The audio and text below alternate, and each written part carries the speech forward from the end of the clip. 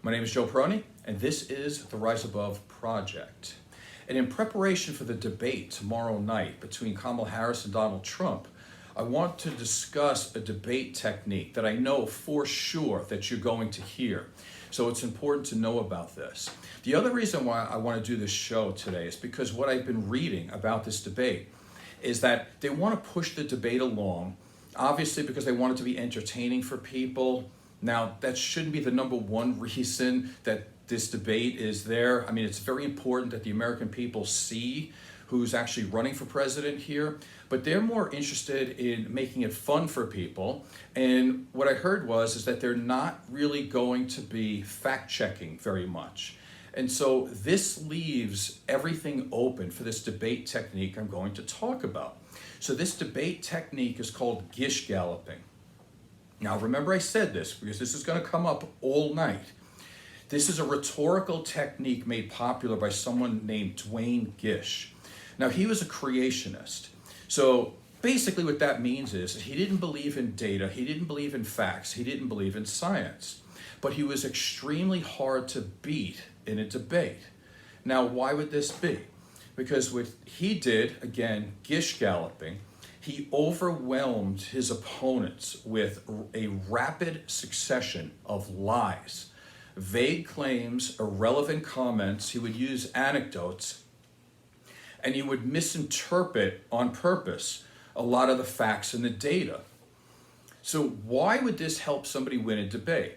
Well, because it makes it almost impossible for the other person to refute all of these claims. Because by the time you get past, say, one question and somebody puts in 3 to 4 to 5 lies in succession, if you are going to debate a person, you can't just put your information out there and leave it out there.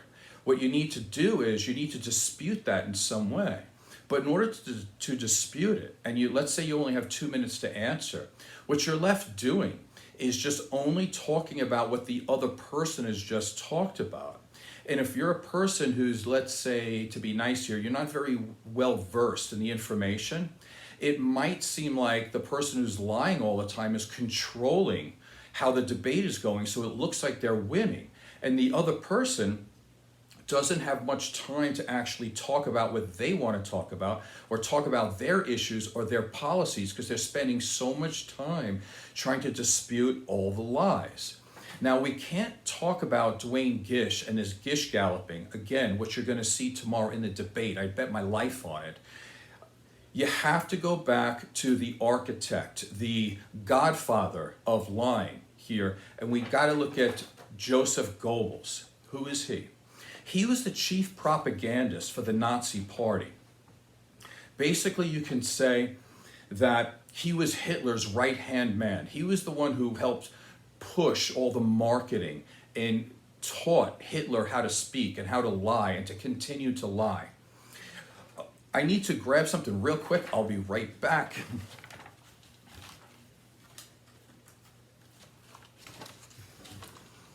All right, we're going to play around with my phone for a second, just a little bit, but not yet. So Joseph Goebbels, one of his quotes, and the most important quote that he was given credit for, if you want to call it credit, he said, "Repeat the lie often enough, and then it becomes the truth." So you see this all the time, right? Like Trump has continued to say that he won the election, the whole stop the steal garbage. Listen, anybody with half a brain knows that that's not true. But if you like Trump and you keep hearing the lie, you go, oh my God, he can't lie that much. Or you just want to believe the lie too. So that lie becomes a truth for a lot of people. And I'm going to mention a couple of the other lies that he says it so much and he says it so easy and it rolls off his tongue so often that people just assume that it's true if they haven't heard anybody dispute it. But here's the other beauty of lying so often, is that it helps people to stop believing in everybody. And what happens is you end up pushing false equivalence and people start to distrust authority or distrust government agencies. Now, I see this all the time. A quick example is if you're talking to somebody who's a Trump supporter and you say, listen, Donald Trump lies all the time. And they'll go, but all politicians lie. Well, that's a false equivalent, because you can hear, okay, like there was a lie, like Biden said, I helped I helped increase 16 million jobs since I've been in office. Well, he rounded off. The number is really 15.2 million jobs. So, but is that the same type of lie as I won the election, or crime rates are going up, or illegal immigrants are raping and murdering people all the time? It's not the same thing, but if you hear a Trump supporter speak, they will use that false equivalent. Biden lied, therefore you can lie about anything all you want. Like it in one sense it doesn't make sense. But here's the thing. Joseph Goebbels and Hitler and the Nazis knew this, and they continued to do this. So when people ask, at least when I was younger, they would ask, how in the world did the Nazis ever take over? How did all those people believe that? Now when you look around your own towns and you see people in your own family denying facts or coming up with some reason, because a lot of times something can be factual, but it maybe not be factual 100% of the time. Here's an example. Donald Trump will make the lie and say there's no such thing as global warming, okay, or global climate change. What's the reasoning behind that? Well, if you ask climatologists or scientists, there's about a 90, somewhere between, I've read anywhere between 85 to 97% consensus on that global climate change is a thing. So what does that mean? Somewhere there's between 3 to 13% that are unsure or don't believe that. So they're going to say global climate change doesn't exist because they found 3% of scientists who don't believe that. Well, that doesn't make any sense. That's like saying, okay, birth control, let's say the birth control pill is 97%, it works 97% of the time, 3% of the time it doesn't. And so their conclusion is that birth control pills don't work. They're a waste of time. Like, that's the type of talking or debating techniques that they use. They're ridiculous. They're irrelevant. They don't make sense. But somehow Trump has his supporters. So let's continue with this. Some of the lies you're going to hear, he's going to come up and he's going to say crime is going up all the time. You can't go outside without getting raped or shot. That kind of ridiculous talk. But here's the truth. Crime has been going down since 1990. But then Trump will use an anecdote and say, well, I got shot in the ear. I know somebody who saw somebody who said that they got robbed. Those are anecdotes. Those are not FBI stats. Or they'll pull out something and they'll go, oh, well, what about Chicago? It's like, okay, so you name one city that had an uptick in crime. Meanwhile, the uptick in crime happened in a lot of places in the United States during COVID, during Trump's administration. I'm not blaming him for it, but in actual fact, the crime rate after it went up has been going down under Joe Biden. So when he's talking about the crime rate being high, number one, he's wrong. Number two, it was higher when he was president. That is true. So again, this Gish Galloping of just going past it and having all his supporters believe that the crime rate is insane is false. Continuing, he says the people coming over the border, they're the ones who are causing all this crime. Well, the truth is that the border towns are actually safer than non-border towns. Just true. He's going to say that inflation is high, but it's not. It's less than 3%. He's going to say food prices are high. They are. Except he's going to blame the administration that's there currently. But he doesn't want to do anything about price gouging. And his way to handle it is to put on 10 to 20 to sometimes 60% tariffs on goods coming into the country, which are going to raise prices. So if you're a Trump supporter, and you're trying to make heads or tails of this, you're not even looking at it like in a realistic way, because the inflation is down, prices are high, but who causes that? The billionaire companies that do that, but you don't want to go after them. So why talk about the problem if you don't want to fix it? Also, let's talk about some false equivalents, because I think these are really interesting. I've had some of these conversations with people. So if you mention the fact of January 6th, when Donald Trump and his supporters tried to overthrow the US government, and they actually were going to try to hang the vice president, Mike Pence, and all the other things that happened, right? A whole bunch of people went to jail, some people died, all right? Again, they tried to overthrow a free and fair election. Okay, like that's a really hard thing to wish away, right? If you talk to them about that, the first thing they do is go, oh, well, what about the George Floyd riots? Well, what does one have to do with the other? It's a false equivalent. One has nothing to do with the other. They're not even in the same subject. Nothing has to do with the other. And if you want to compare it a little bit more, one, it was caused by the rioters. The thing was caused by George Floyd being murdered in broad daylight. That's a big difference than a bunch of people trying to overthrow the US government. It's not even the same thing at all, not even close. So why they bring that up is just one of those what we call whataboutisms.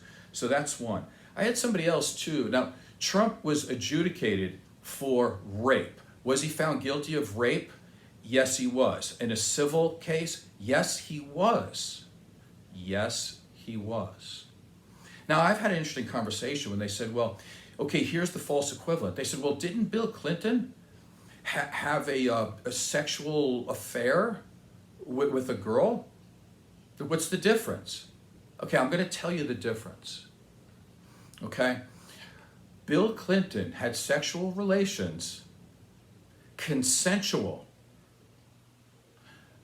but he was cheating on his wife. Okay? So he cheated on his wife, which is not a great thing to do, but not illegal. And the sex he had was consensual. And Republicans or Donald Trump supporters or fans want to say that's the equivalent of raping a woman. Where have we gone in this country? Like, that makes no sense, and it shouldn't, and it should be scary to everybody. This is one of the things you have to also look at. These Trump supporters also have families. They're mothers and fathers. Like, these are the type of people you want to be raising kids in the United States? Like, that's crazy to me that they don't understand the difference between consensual sex or rape, or people protesting a murder compared to protesting and trying to take down the US government. This is the garbage you're going to be able to hear tomorrow. Now, they don't want to do fact checks, but watch how quick you can do this. This is so simple. It takes no time at all. Use my trusty phone. Do border towns have a higher crime rate? I found this on the web. Border communities are safer than non-border communities. FBI data suggests southern border towns are safer. Then it goes on. Okay, so you're going to see on TV that they don't want to do a fact check, but this is easy to do, and you don't have to do it in real time. These people, I already know what they're going to be talking about, right? We all do. So you should be doing the fact checking ahead of time. So when Donald Trump says something stupid, they can hit him on it immediately. Because if I was there, I would stop him every 5 seconds. Let's try this one. Are undocumented immigrants entitled to welfare? Here's what I found.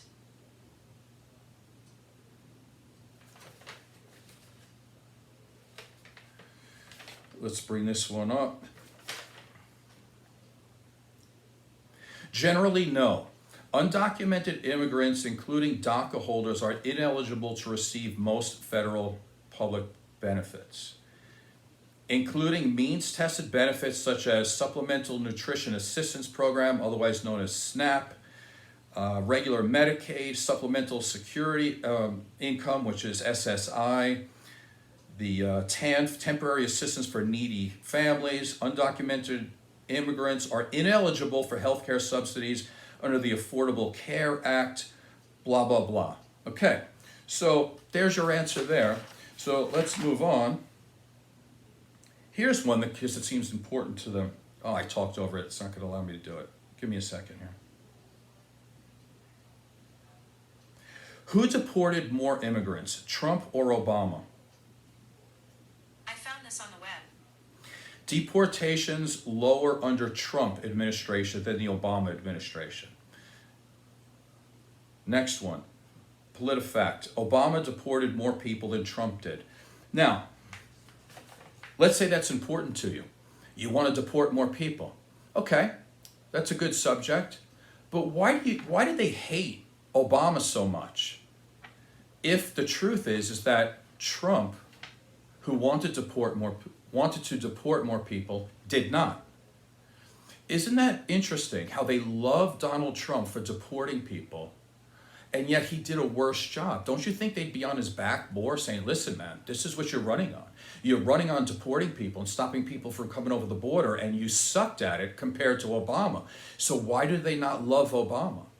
I think it's very normal to say, well, okay, Obama did a better job. Trump maybe didn't do that good of a job, so let's maybe pick it up a little bit if that's your thing.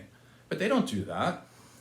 They hate Obama, who did a better job. So there's something else going on there, right? Like, you can't say that they love Trump because he deported more people, because he didn't. But yet they say he did. So when does it become a good thing as a human being to never know facts, to never know data?